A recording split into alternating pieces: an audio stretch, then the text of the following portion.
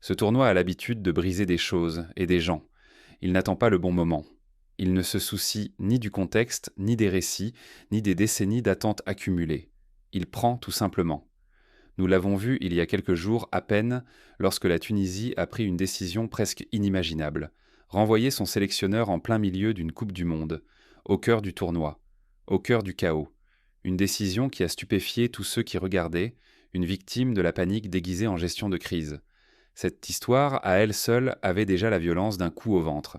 Puis est arrivé le 18 juin. À Vancouver, au BC Place, devant plus de 54 000 personnes, la Coupe du Monde a pris quelque chose à quelqu'un d'une manière qui n'avait rien à voir avec des choix d'entraîneurs ou des manœuvres de coulisses. Pas de communiqué, pas de déclaration officielle. Juste un jeune homme allongé sur une pelouse, avec une jambe qui venait de se briser sous les yeux de tout un pays en direct. Il s'appelle Ismaël Koné. Et avant même de parler de ce qui lui est arrivé, il faut comprendre ce que cette soirée était censée représenter, parce que sans ce contexte, on ne peut pas mesurer pleinement le poids de ce qui lui a été arraché. Cette soirée devait être la plus grande de l'histoire du football canadien. Point final. Sans astérisque, sans réserve. Le Canada n'avait plus disputé une Coupe du Monde masculine depuis 40 ans, depuis 1986 au Mexique, lorsqu'il avait quitté le tournoi avec 3 défaites en 3 matchs et aucun but inscrit. Pendant 4 décennies, cette équipe a existé dans les notes de bas de page de ce sport. Elle s'était qualifiée, elle s'était présentée. Elle avait perdu. C'était son histoire jusqu'à maintenant. La Coupe du Monde 2026 est déjà un tournoi historique en soi. Le premier jamais organisé simultanément par 3 pays, avec les États-Unis, le Canada et le Mexique, se partageant 16 villes hôtes et un total de 104 matchs. La FIFA a élargi le format à 48 équipes pour la première fois, ce qui signifie davantage de nations, davantage d'histoires, davantage de moments.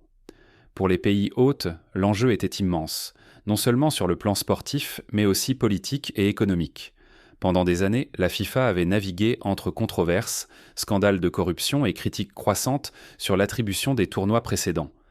L'édition 2026 devait être un signal, une rupture nette, et à bien des égards, elle tenait précisément cette promesse. Des foules immenses, des audiences télévisées records, le sentiment réel que le football avait trouvé son moment en Amérique du Nord. Pour le Canada, ce tournoi représentait quelque chose de bien plus profond qu'une simple occasion de calendrier. C'était sa génération. Des joueurs comme Jonathan David, Alphonso Davies, Tajon Buchanan, des noms passés du statut de grands espoirs à celui de véritables stars dans de grands clubs européens, se retrouvaient enfin à domicile, à jouer pour quelque chose de concret, avec le poids de 40 années d'attente sur les épaules. Le Canada avait ouvert sa phase de groupe par un match nul un partout contre la Bosnie-Herzégovine à Toronto le 12 juin. Honorable, encourageant. Mais ce n'était pas le match référence dont l'équipe avait besoin. Le 18 juin à Vancouver devait être ce match-là. Et pendant 50 minutes, il l'a absolument été. Le Canada est entré dans son match contre le Qatar pied au plancher. L'atmosphère du BC Place ne ressemblait à rien de ce que l'enceinte avait déjà connu. Plus bruyante qu'une finale de MLS Cup, plus bruyante que n'importe quel match amical international, porté par une fréquence qui semblait traverser la retransmission elle-même. Le stade était plein, le public électrique, et l'équipe se nourrissait de chaque instant. Le Qatar, qualifié grâce à son statut d'invité en tant que fédération co-organisatrice et dirigé par Marquez Lopez, arrivait dans ce match après un nul lors de son entrée en lice. Sur le papier, c'était l'adversaire le plus faible, et le Canada l'a immédiatement exposé. Jonathan David, né à New York, élevé en Belgique, l'un des attaquants les plus prolifiques de la Ligue 1 française, était la figure centrale. À la mi-temps, le Canada menait 3-0 et David se trouvait au seuil de quelque chose d'historique. Un triplé inscrit par un joueur du pays hôte dans une Coupe du Monde, un exploit qui n'avait plus été réalisé depuis Geoff Hurst avec l'Angleterre en 1966. Pour mesurer ce que cela signifie, 60 ans s'étaient écoulés. 60 ans de Coupe du Monde, de Mexico à Munich puis à Johannesburg, sans qu'un seul joueur d'un pays hôte ne marque 3 buts dans le même match. David était au bord de ce record. Le Qatar avait déjà vu l'un de ses joueurs être expulsé. Le Canada dominait, maîtrisait, jouait à la fois avec joie et avec intention, une combinaison véritablement rare à ce niveau, où la pression rend si souvent le football mécanique et sans joie. Puis, 8 minutes après la reprise, à la 51e minute, tout s'est arrêté. Le Canada progressait balle au pied dans le tiers médian. Ismaël Koné a reçu une passe et a tenté de jouer sous pression. Le milieu qatari Hassim Madibo est arrivé par derrière, en retard et avec violence, sur un tacle qui n'était pas seulement dangereux, c'était le genre de geste que toute personne ayant joué au football, quel que soit son niveau, reconnaît aussitôt comme mauvais avant même qu'il ne touche sa cible. Ce qui a suivi, c'est le bruit que personne ne veut jamais entendre dans un stade. Des joueurs proches de l'action ont dit qu'on pouvait entendre l'os se briser. Pas un choc sourd, pas un cri étouffé, un craquement. Ce son précis, terrible, qui traverse le vacarme d'un stade et l'ambiance d'une foule pour venir se loger dans la poitrine de tous ceux qui se trouvent à portée d'oreille. Le sélectionneur canadien Jesse Marsh se tenait à quelques mètres seulement, au bord de la ligne de touche. Il l'a décrit juste après avec une franchise qui rend la scène encore plus dure à encaisser. C'était juste devant nous et tout le monde l'a entendu. Marsh est un professionnel expérimenté qui a entraîné en Major League Soccer, en Bundesliga et en Premier League anglaise. Il a vu des blessures. Il l'a dit ainsi parce qu'il n'y avait pas d'autre manière de le dire. Koné a baissé les yeux vers sa propre jambe. Les caméras ont capté son visage. Un choc pur, celui d'un jeune homme qui comprend en temps réel ce que son corps a déjà compris avant que son esprit ne puisse l'accepter entièrement. La blessure était visible. Sa jambe gauche, tibia et péroné fracturés, n'était plus dans une position normale. Un entraîneur adjoint hurlait déjà vers l'arbitre, et Hassim Madibo a immédiatement reçu un carton rouge direct, le deuxième carton rouge concédé par le Qatar dans ce match, qui se retrouvait réduit à 9. En un instant, le stade le plus bruyant d'Amérique du Nord est tombé dans un silence total. 54 000 personnes qui, quelques secondes plus tôt, se préparaient à célébrer un possible quatrième but, se sont simplement arrêtées. Le bruit s'est vidé, les joueurs sont restés figés, le banc canadien a été saisi d'une détresse immédiate. Une échauffourée a éclaté près des deux bancs. La tension du moment, la colère devant la nature du tacle, la peur face à ce qu'ils étaient en train de voir. Tout a débordé dans ces premières secondes chaotiques. Madibo se tenait les mains sur la tête, comprenant manifestement ce qui venait de se passer. Et au milieu de tout cela, Ismaël Koné, allongé sur une civière, respirant grâce à un masque à oxygène, a fait quelque chose que personne parmi ceux qui l'ont vu n'est prêt d'oublier. Il a levé le pouce vers le public. Il a salué. Marsh l'a raconté ensuite avec cette précision mesurée que seule permet l'observation directe de quelque chose de remarquable. Il faisait en sorte que tout le monde se sente rassuré alors que c'était lui qui était blessé. Il y a vu une déclaration incroyable sur Koné en tant que personne, pas sur son talent, pas sur sa carrière, sur lui comme être humain. Il a enlacé son entraîneur depuis la civière, il a salué son pays. Il a fait comprendre à 54 000 personnes qu'elles pouvaient respirer, qu'elles pouvaient continuer, qu'elles avaient le droit de finir le travail dont ils ne pouvaient plus faire partie. Le jeu a repris. 10 minutes plus tard, Nathan Saliba, le remplaçant entré à la place de Koné, a marqué sur coup franc. Au lieu de célébrer le but, un membre du staff canadien s'est précipité vers la ligne de touche et a remis quelque chose à Saliba. C'était le maillot numéro 8, le maillot de Koné. Saliba l'a brandi devant la foule, et cette image, un remplaçant de 22 ans tenant le maillot de son coéquipier blessé face à 50 000 personnes, les larmes aux yeux, est devenue l'une des photos emblématiques de toute la Coupe du Monde 2026. Lors de la pause fraîcheur qui a suivi, les caméras ont surpris Marsh seul près de la ligne de touche. Il pleurait. Il ne tentait pas de se reprendre. Il ne gérait pas l'instant. Il était simplement un homme traversé par ce qu'il ressentait, sous les yeux de millions de téléspectateurs. Le gardien Maxime Crepeau, qui avait lui-même subi une grave blessure à la jambe avant la Coupe du Monde 2022 et l'avait manqué entièrement à cause de cela, a traversé le terrain pour réconforter ses coéquipiers. Crepeau, quelqu'un qui a vécu exactement ce genre de cauchemar, leur disait « Vous n'êtes pas seuls, mais nous avons un travail à finir pour lui ». Le Canada a fini le travail. Le score final a été de 6-0.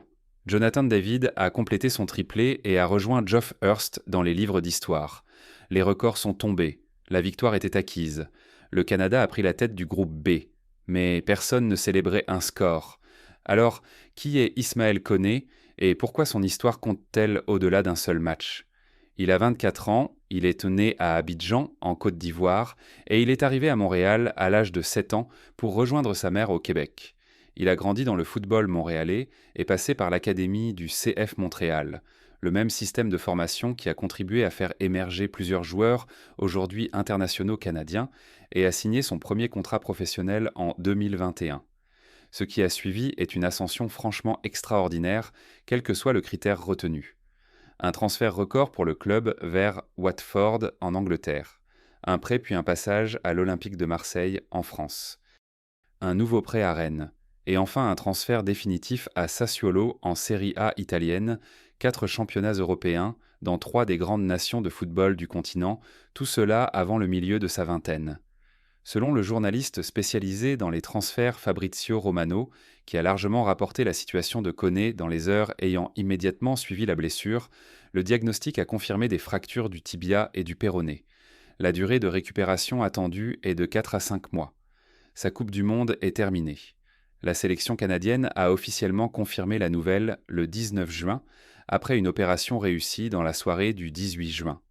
Hier soir, Ismaël Koné a subi avec succès une intervention chirurgicale destinée à réparer une fracture du bas de la jambe. Il devrait se rétablir complètement, mais il manquera le reste de la Coupe du Monde de la FIFA 2026. Il compte plus de 40 sélections avec le Canada au niveau senior, qu'il a représenté lors du tournoi 2022 au Qatar et maintenant lors de la Coupe du Monde 2026 à domicile. Sur le terrain, son rôle dans cette équipe canadienne n'est pas seulement fonctionnel, il est structurel. C'est un milieu box-to-box, un porteur de balle, le moteur d'un entrejeu qui a besoin de puissance physique, de qualité technique et de capacité à passer de la défense à l'attaque en un seul mouvement. Marsch a dit clairement ce que signifie sa perte. Il n'y a pas de remplaçant poste pour poste. Il est une grande part du cœur de cette équipe. Ce n'est pas une formule poétique d'entraîneur qui tente de gérer une conférence de presse. C'est une réalité tactique. Le Canada devra se réorganiser autour de son absence pour chacun des matchs qui lui restent dans ce tournoi. Ses coéquipiers, eux, n'avaient aucune envie de parler tactique lorsqu'ils se sont adressés aux journalistes après la rencontre. Alistair Johnston, le latéral droit qui joue en club en Écosse, a décrit Koné comme quelqu'un de tellement facile à vivre, qui aime tellement ce sport qu'il resterait éveillé toute la nuit à jouer à 2 touches avec les gars. Il a expliqué que c'était précisément ce qui rendait la blessure si douloureuse à regarder. Non pas les conséquences tactiques, mais le fait de voir quelqu'un qui aime simplement le jeu avec une telle pureté être touché sur un geste qui n'aurait jamais dû arriver. Jonathan David, qui venait d'inscrire le triplé de sa carrière, un moment vers lequel il avait travaillé toute sa vie professionnelle, n'a pas pu en profiter. Après le match, il a simplement déclaré « Il représente tout pour cette équipe. C'est quelqu'un que nous aimons énormément. » David a joué aux côtés de Koné sur plusieurs cycles internationaux. La célébration qui aurait dû définir son souvenir de cette Coupe du Monde est devenue à la place un moment d'émotion mêlée qu'il portera sans doute longtemps. Moïse Bombito, le défenseur central qui venait lui aussi de revenir d'une grave blessure à la jambe avant ce tournoi, a dit « Nous devons simplement le rendre fier ». Il y a dans cette phrase une idée sur laquelle il faut s'arrêter un instant. Ce sont des sportifs professionnels, avec leur propre carrière, leur propre pression, leurs propres ambitions placées dans ce tournoi. Et le cadre qu'ils ont choisi, unanimement, chez plusieurs joueurs, sans concertation, ne portait pas sur leurs propres objectifs. Il portait sur le fait de rendre fière une seule personne. Il y a eu, au moins, une petite grâce dans les instants qui ont suivi. Hassim Madibo est entré dans le vestiaire canadien avant le départ de l'équipe pour l'hôpital afin de présenter directement ses excuses. Les 2 entraîneurs ont reconnu publiquement que le geste n'était pas malveillant, que personne n'avait voulu ce qui s'était produit. Marsch a clairement indiqué qu'il ne tenait pas Madibo personnellement responsable de la blessure elle-même. Ce qu'il n'a pas pu comprendre, et il l'a dit sans détour, c'est la réaction du banc qatari après le carton rouge. L'argument du staff qatari était que la faute ne méritait même pas une expulsion. Pour un tacle ayant provoqué des fractures des 2 os du bas de la jambe d'un homme, entendre qu'il ne justifiait pas un carton rouge direct était difficilement supportable pour le camp canadien. La tension entre les 2 bancs est restée vive jusqu'au coup de sifflet final et l'échange entre les 2 staffs au terme du match a été particulièrement glacial. Marsch a quitté sa propre conférence de presse d'après-match avant la fin. Il n'a pas développé les raisons. Il s'est rendu directement à l'hôpital pour être auprès de Koné et de sa famille, alors que le joueur était préparé pour l'opération, avec sa mère Suzanne à ses côtés. La dimension politique de ce moment est impossible à ignorer totalement. La présence du Qatar dans cette Coupe du Monde, en tant que représentant d'une nation co-organisatrice plutôt que comme qualifiée au mérite, fait l'objet de débats constants dans les cercles du football international. Le pays avait accueilli la Coupe du Monde 2022 sous un immense nuage de controverses, accusations de corruption dans le processus d'attribution, Mort de travailleurs migrants pendant la construction des stades, inquiétude généralisée concernant le traitement réservé aux personnes LGBTQ plus présentes au tournoi. La décision de la FIFA d'inviter le Qatar à participer à l'édition 2026, malgré son échec à se qualifier par les voies habituelles de la CONCACAF ou de l'AFC, a suscité des critiques appuyées de la part d'entraîneurs, de joueurs et de journalistes football. Ce contexte planait sur le match avant même le coup d'envoi et il a renforcé le malaise face à ce qui s'est produit sur la pelouse. Cela ne rend pas le tacle intentionnel, l'intention compte, mais le contexte compte aussi. Et dans un tournoi sur lequel la FIFA a misé pour relancer le football en Amérique du Nord, l'image d'un joueur du pays hôte évacué sur civière après une faute commise par le Qatar lors de la plus grande soirée du Canada avec un banc qatari contestant ensuite le carton rouge n'est pas une image avec laquelle le service communication de la FIFA pouvait se sentir à l'aise. Le paysage politique plus large autour de cette Coupe du Monde a été tout aussi compliqué. Le passage à un format à 48 équipes a été une décision de la FIFA largement portée par des considérations commerciales. Plus d'équipes signifie plus de marchés télévisuels, plus de territoires de sponsoring et davantage de revenus. Les critiques ont affirmé dès le départ que cela diluerait la qualité de la phase de groupe et créerait des affiches déséquilibrées. Le 6-0 constitue, en un sens, une preuve en faveur de cet argument.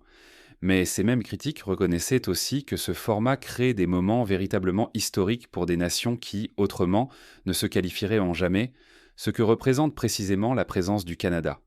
Les États-Unis, de leur côté, ont dû gérer leur propre complexité politique en tant que principal pays hôte.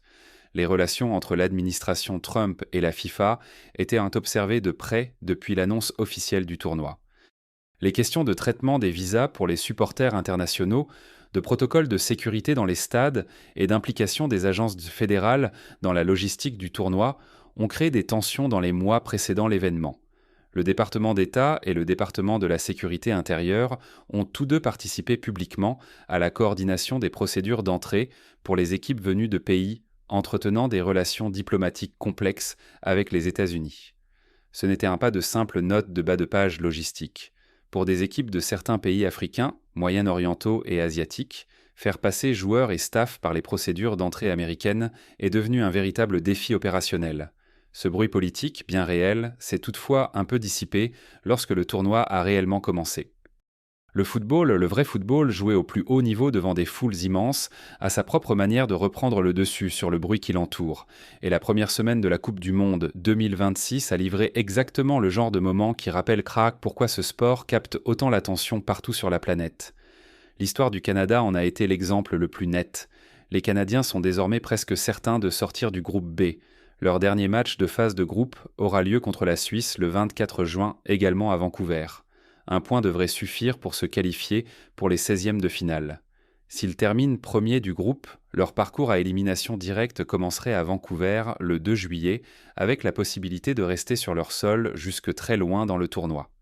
Un quart de finale à Kansas City et une demi-finale à Atlanta sont à portée réaliste, selon la manière dont le tableau se dessinera. Ils aborderont chacun de ces matchs avec un numéro 8 qui ne figure sur aucune feuille de match active. Alistair Johnston l'a résumé aussi clairement qu'on pouvait le faire, cela nous a donné une raison de plus de jouer pour lui.